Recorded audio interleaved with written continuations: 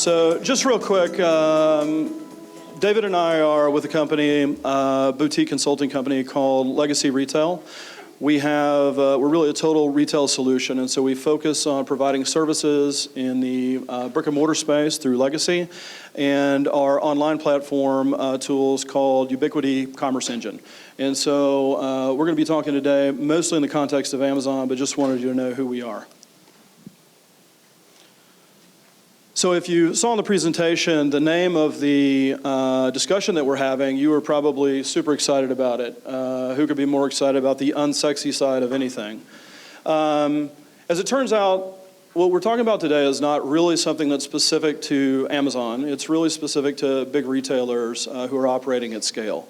And it reflects this notion that they have processes that they need to go through, and it creates some inefficiency in terms of communication, in terms of vendors being able to understand what they need to do, technical issues, and that can create a gap. And that's what we're going to be talking about, the gap on the AP side of things. And we're going to try to highlight for folks about where those buckets are, how to think about them, and what you could do about it to fix your situation. Does that make sense? So most of the folks, when we start talking about AP, they think about us getting into the plumbing. And so they probably think we show up for work with our talk suits on and we're headed out to evac the rave porta pots. And that is what it feels like sometimes for certain. But this issue for companies in all seriousness has really developed into a pretty significant scale problem. It's really becoming real numbers as Amazon continues to gobble up the retail space. Many of the companies that we're dealing with are seeing multi-hundred thousands of dollars, even millions of dollars in money that is sitting out there, and they simply don't know how to go attack it. So that's what we're going to be looking at. One thing I also want to mention is what we're talking about today is not an adversarial situation with Amazon. I think that's a really key thing to point out. Amazon recognizes that there's a gap there. And so that gap, which in business school might be called the entrepreneurial gap, is really designed for us as companies to be able to reach out, to understand what's going on and change our systems and thereby rectify it. And when we do that, Amazon's more than happy to provide their part of it, which is pay us the money that they owe us. But it's really on us to identify we have a gap and to go out and get it. So I just want you to understand this is not an adversarial thing if you haven't been through it before. David, let's talk about chargebacks first here. And we kind of look at chargebacks and shortages in two different buckets. They seem hyper-related, but they're a little bit different. When we think about chargebacks, David, that's really the administrative, the setup, the technical aspect of it is really how we would identify a chargeback issue. And David, I don't know, what percent of the total universe would chargebacks be? So with our normal suppliers, what we see is anywhere from a range of 6% up to 23%. That's total annual retail sales. So for example, on a $1 million business, on the low end, that's a $60,000 chargeback. On the high end, it's a $230,000 chargeback. And chargebacks would be roughly 30% of the total opportunity gap? Absolutely, with shortages being about 70%. Okay, excellent. So to kind of put it into perspective in terms of how to look at where chargebacks would live, we really think about it in a couple of different buckets. So the first bucket that you'll see there is really ACE and accuracy. And the way to think about that is the catalog. So obviously, as you know, Amazon is shipping individual selling units out in the prime order. And so we've got to get not only the case packs right and the dimensions right, we've got to take that and extend that all the way down through the individual items. By the way, if you want to take a picture, though, feel free. The second element to that, we really think we have labeled as carton and packaging. And so what you want to think about there is that's from your warehouse to the Amazon fulfillment center, getting it up in the rack. That's what that part is talking about. Yeah, David? Yeah, I think really what we want to look at this is, is our product arriving at Amazon fulfillment centers within our vendor guidelines, right? Think of this as sort of a crush factor. Is Amazon receiving our product damaged? Are they receiving it torn? Does it really fall within all their guidelines?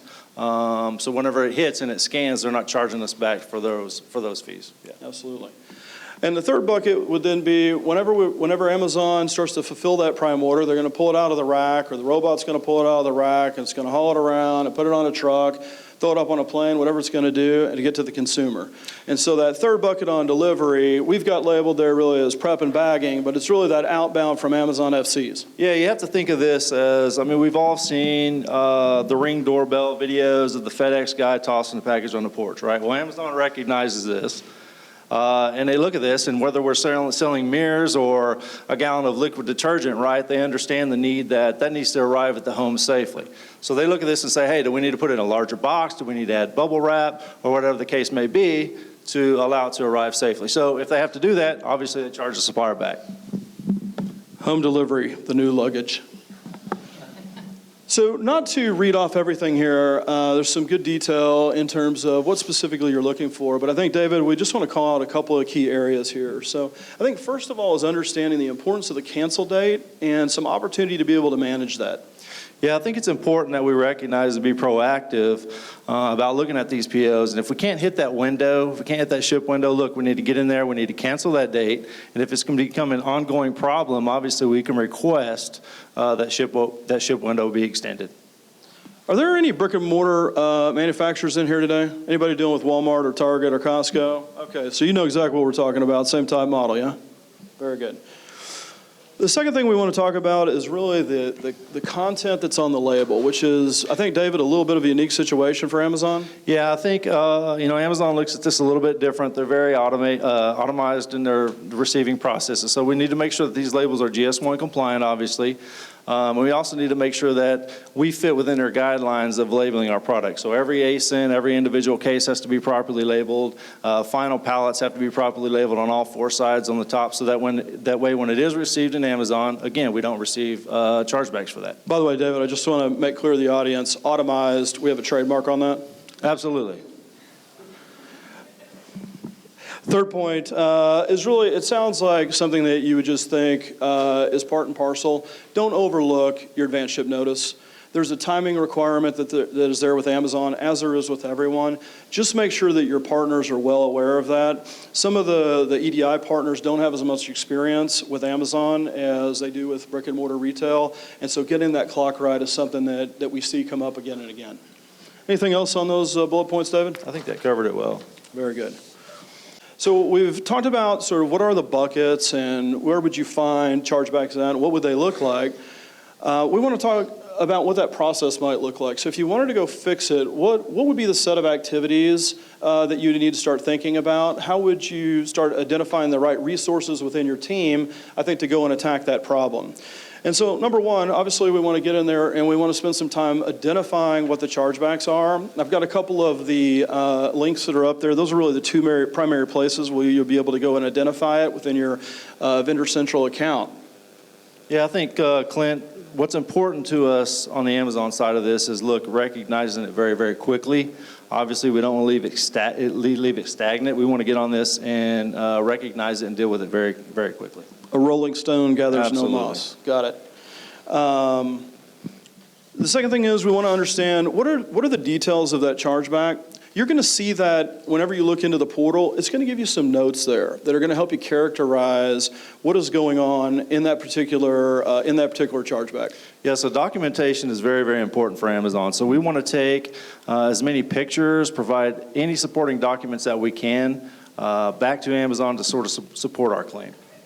And literally, some of the stuff that we're finding success with is getting vendors to take pictures of their case labels before they go out, actual pictures. And so we've seen that in the brick and mortar world, where on displays and things of that nature, we're incorporating video, we're incorporating photography into our invoicing and into our PO management.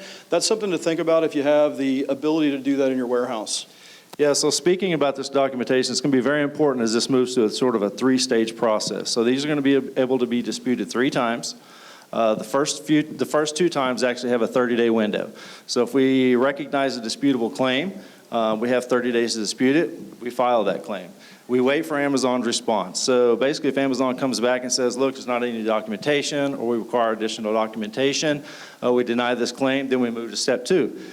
We provide that documentation, go through the second disputable process. If we do not receive the answer or the outcome that we want, that moves into the final stage, which is the escalated final review. And that is final, by the way. We have as much time as we want to dispute it, but if they deny that, then it does just fall off the list. Go ahead. And David, that final review, does that work within the automated process, the auto match process, or is that something different? The final review is outside of the automated process. So we're going to get into that in the next slide, and we're just going to kind of go through the flow of that, if you want to go ahead and switch. Excellent. So as we have done all this work and we've identified and started to manage this process, what we don't want to do is just sort of skip over that and make this a recurring issue where we're having to continuously put resources against it. So what you want to make sure that you do is after a window, call it 90 days, 120 days, wherever you think you've got a good density to understand what's the universe of chargebacks you're going to see and how are they characterized, you're going to want to make sure that you go back into your supply chain, that you get your customer service folks involved, and take that root cause approach to identify what's really going on systemically and make those changes in the supply chain so that you can eliminate having to do it over and over again. John, you and I were talking in the break. I think we've both seen a lot of our clients that have some challenges there in terms of just being able to throw resources to go track this down. Is that fair? Absolutely, and Amazon got a lot of them covered. Absolutely.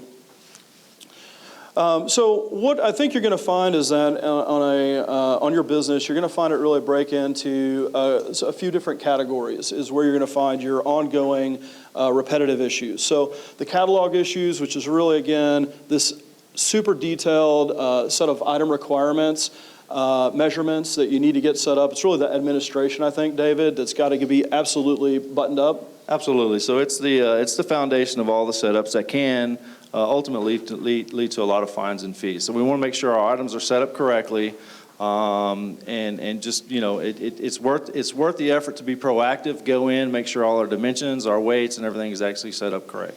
Second area is really going to be around process. That's how you're processing the orders. That's, again, making sure you're managing that ship and cancel date correctly. It's calling out the shorts, the fundamentals of what you do every day.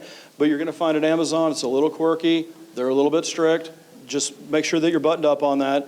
And then as the point I made earlier around EDI, I just would continue to say, while in large part EDI works, it's kind of it's a known set of challenges in the rest of the world. At Amazon, the wiring's just a little bit different. So as you're starting to pick an EDI partner, or if you're running into problems there, just make sure you're turning that rock over and looking underneath it to identify if you've got a set of issues that are being driven by either timing or something very specific in the communication flow. Is that fair? Yeah, I think it's important to recognize the fact that if you're using a third-party EDI provider, invoke a process of checks and balances on yourself. Don't just assume that they're doing everything right. It's ultimately your responsibility to actually go through and make sure that the process is correct. Very good. So now the funner part, we get to shift gears into the 70% of the opportunity. And this is really around shipping and receiving. This is warehouse operations and fulfillment. So as we talk about shortages, think about shortages as areas where the item is being misclassified on receipt at Amazon. It's coming in their fulfillment center, and for some reason there's a gap in the data. Maybe we didn't get that item set up correctly. Maybe we've got a label that's got an issue.